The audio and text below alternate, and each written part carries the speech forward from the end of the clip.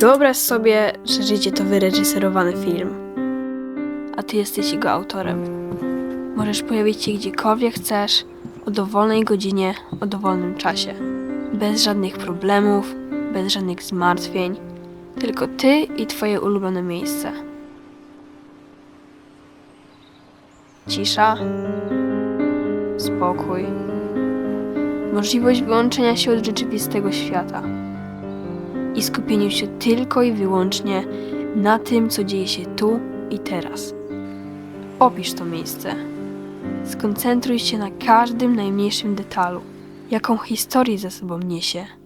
Jakie wspomnienia, emocje? Dlaczego sprawia, że czuję się tutaj dobrze? Każdy inaczej patrzy na tą przestrzeń. Dla jednych jest to ich pokój, dla drugich czyste powietrze i wschód słońca o poranku, zaś dla kolejnych to nadal jedna wielka niewiadoma. Ciągła wędrówka, ciągłe podróże, a co za tym idzie, nowe wspomnienia.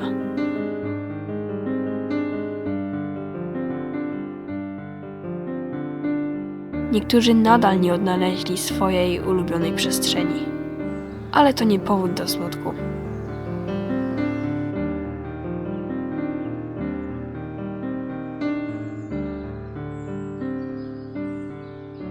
Ono nadal na ciebie z niecierpliwością czeka. I to tylko od ciebie zależy, czy je odnajdziesz.